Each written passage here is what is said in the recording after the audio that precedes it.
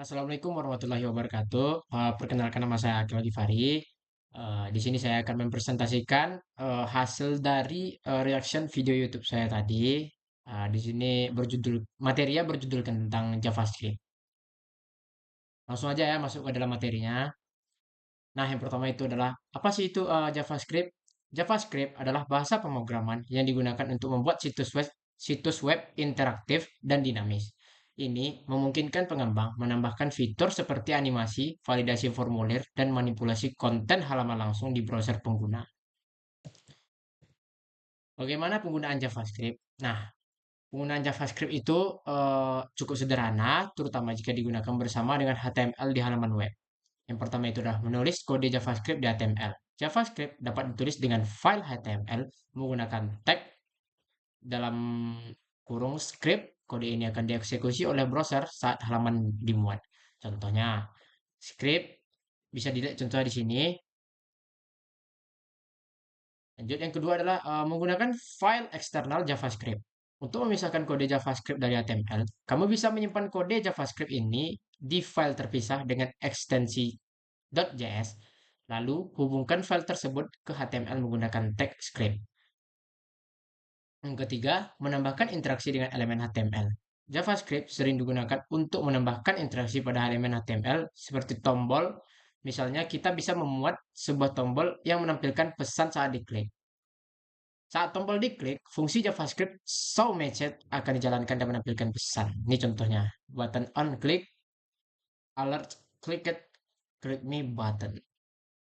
Nah, di pembahasan video tadi ada membahas alert, prompt, console log, dan yang lain-lain. Nah, yang pertama itu alert. Nah, fungsinya itu menampilkan kotak dialog sederhana yang berisi pesan. Pengguna hanya bisa menutupnya dengan menekan tombol OK. Yang kedua adalah penggunaan. Biasanya digunakan untuk memberikan informasi penting atau peringatan kepada pengguna.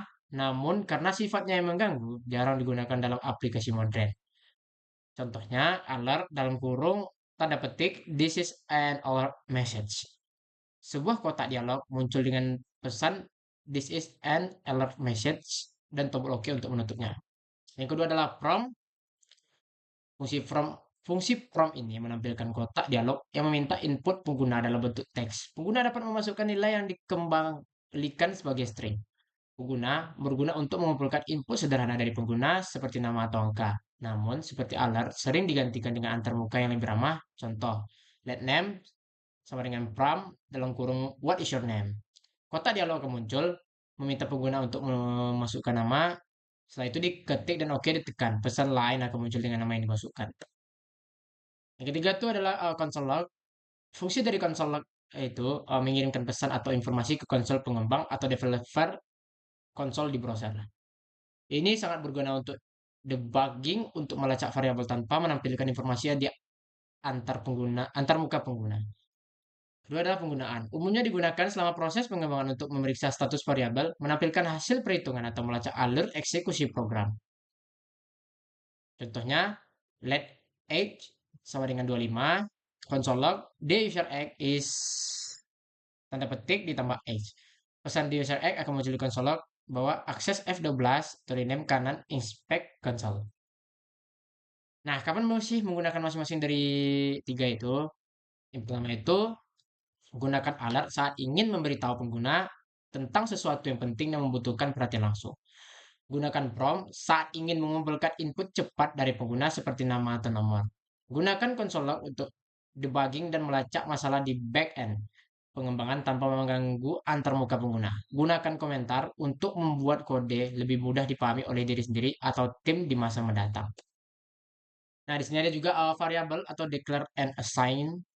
Deklarasi variabel adalah proses di mana kita memberitahu JavaScript untuk membuat variabel, tapi belum memberikan nilainya. Ada tiga kata kunci untuk mendeklarasikan variabel. Yang pertama adalah var, let, constant. Yang di sini ada tipe data. Tipe data adalah cara JavaScript menyimpan informasi. Ada dua kategori utama. Yang pertama itu tipe data primitif. Ini adalah tipe data sederhana yang menyimpan nilai secara langsung. Di sini ada string, adalah teks atau kalimat, contoh hello. Ada number, angka, bisa bulat atau desimal, contoh 25 atau 3.14. Yang ketiga adalah boolean, hanya memiliki dua nilai, true atau false. Yang keempat ada undefined. Ketika kita membuat variabel tetapi tidak memberi nilai, nilainya menjadi undefined. Nah, yang kedua di sini tipe data non primitif. Tipe ini lebih kompleks dan dapat menyimpan banyak nilai sekaligus. Objek, kumpulan properti yang bisa menyimpan informasi dalam bentuk pasangan, kunci, nilai. Contoh, let person sama dengan dalam kurung name John X 30. Array, kumpulan nilai yang disimpan dalam satu variabel. Contoh, let fruits, apple, banana, cherry. Nah, sekian dari pemahaman saya tentang reaction video tadi. Sekian dari saya. Jika ada kesalahan, tolong dimaafkan. Assalamualaikum warahmatullahi wabarakatuh.